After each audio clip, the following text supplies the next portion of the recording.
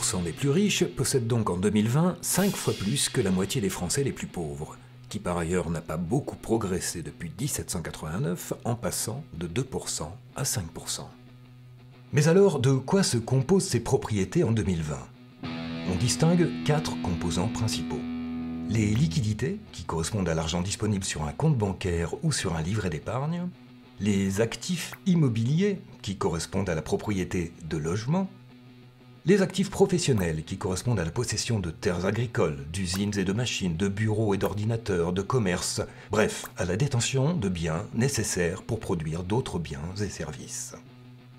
Et les actifs financiers, constitués d'actions, d'obligations, etc., bref, de titres financiers pour la plupart gérés par les banques et le marché financier.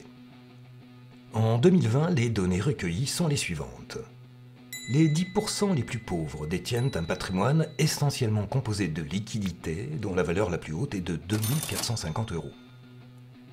Le patrimoine médian, c'est-à-dire le patrimoine au-dessous duquel se situe la moitié des patrimoines, est d'environ 100 000 €. Il est composé essentiellement de liquidités et d'actifs immobiliers, dont la proportion varie avec l'importance du patrimoine. Un patrimoine de 23 000 € est composé d'environ 70% de liquidités et de 25% d'actifs immobiliers.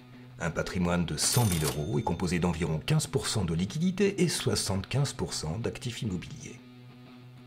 Si l'on examine les patrimoines des personnes comprises entre les 50% les plus pauvres et les 10% les plus riches, soit 40% des détenteurs de patrimoine, ils s'échelonnent entre 100 000 et 400 000 €. Cette fois-ci, les actifs immobiliers sont prépondérants et les actifs financiers supplantent les liquidités. Parmi les 10% les plus riches, au-delà de 400 000 €, la propriété devient de plus en plus diversifiée. Les actifs professionnels et surtout les actifs financiers jouent un rôle croissant à mesure que la fortune augmente et deviennent prépondérants pour les 1% les plus riches. Ceux-ci possèdent en moyenne l'équivalent de 5 millions d'euros, soit 250 fois plus que la moyenne des 50% des Français les plus pauvres, dont le patrimoine moyen est de 20 000 €. Dans la tranche la plus haute des 0,1% les plus riches, le patrimoine moyen s'élève même à 15 650 000 €. Et il est alors composé à 90% d'actifs financiers. Pour résumer, les 50% les plus pauvres ne détiennent principalement que de maigres dépôts bancaires.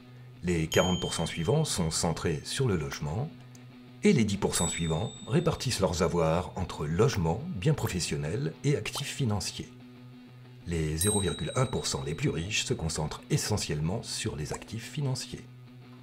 Notons au passage que la concentration des actifs financiers chez les 0,1% les plus riches leur donne aussi un poids politique certain. Car dans ces actifs financiers figurent bien sûr les titres sur la dette de l'État français, et les 0,1% les plus riches détiennent ainsi le moyen d'influer sur sa politique, qu'il s'agisse de le contraindre à vendre ce qu'il possède pour payer ses dettes, ou à lui dicter sa politique sociale et économique.